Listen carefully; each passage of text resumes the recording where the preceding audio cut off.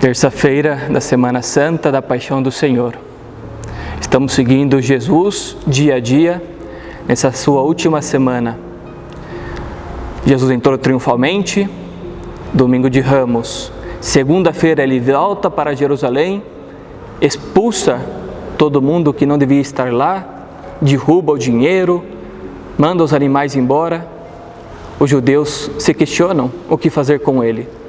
Terça-feira, Jesus volta outra vez de Betânia, onde estava sendo alojado, onde era hóspede.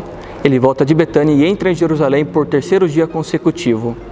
E nesse caminho, os apóstolos agora que se dão conta, quando passam diante da figueira, que havia sido amaldiçoada, e a encontram totalmente seca. E perguntam para Jesus o porquê daquilo. Então Jesus já dá uma primeira lição para todos nós. Assim aconteceu com o coração desse povo.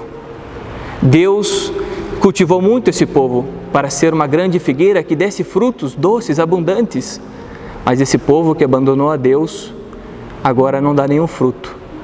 Assim como essa figueira. Então Jesus já chama a atenção dos seus apóstolos para olhar dentro do próprio coração e ver se estamos dando frutos, os frutos que Deus quis cultivar, se nós permitimos que Deus fez isso no nosso coração. Pois bem, Jesus entra então nessa terça-feira no templo e vamos ver, são vários capítulos onde Marcos vai narrar grandes discursos de Jesus. Discursos por nós desconhecidos, mas que é preciso lembrar agora para entender por que entrou nesse momento cada um desses discursos de Jesus, esses encontros que Jesus teve. Vamos ter uma primeira conversa entre Jesus e os chefes do povo. Os chefes do povo, que são os fariseus, que são os sacerdotes, que são os letrados, os estudiosos da lei. Então Jesus, seu primeiro embate dentro do templo vai ser com esse público, né, os letrados, os dirigentes do povo. E eles que vêm com Jesus, se questionando Jesus, por que ele fez isso, o que fez ontem? Com qual autoridade Jesus agiu para expulsar a todos do templo? Então Jesus responde a eles com uma pergunta também. Com qual autoridade eu fiz isso? Se vocês me responderem, porque vocês não acreditaram em João Batista, eu darei uma resposta. E eles ficaram calados. Então Jesus também cala, não responde a eles, diante dessa soberba deles.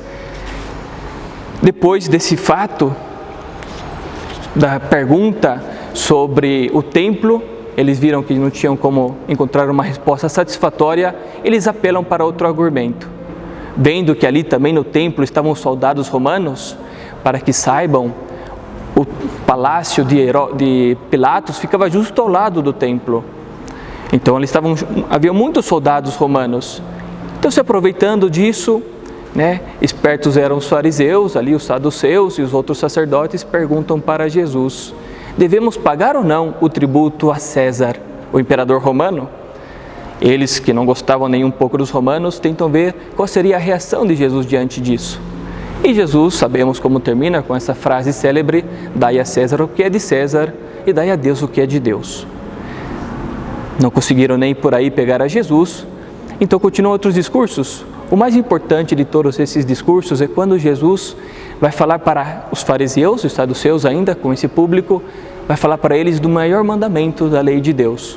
É aqui que Jesus responde ao fariseu: o maior mandamento é este: escuta, ó Israel, o Senhor, nosso Deus, é o único Senhor, a Ele amarás com todo o seu coração e amarás ao próximo como a ti mesmo. Vê como é nesse contexto que entra essa discussão e essa resposta de Jesus, mas não termina aí. Jesus passou todo um dia realmente dando discursos a esse povo. E agora vem um momento mais importante. Jesus fala para eles que o templo será destruído. O templo será destruído e não sobrar pedra sobre pedra. E Jesus se emociona e vai narrar um outro evangelista que Jesus chegou a chorar nesse momento. Ao dizer isso, ao ver na sua já lembrança divina, como seria isso?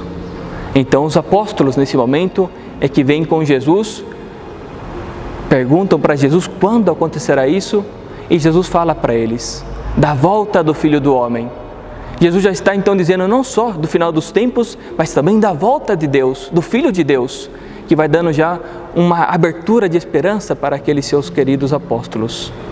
Vamos continuar seguindo com Jesus. Eu convido todos a ir lendo calmamente todos esses relatos e deixar que as palavras de Deus ressoem no nosso coração. Louvado seja nosso Senhor Jesus Cristo.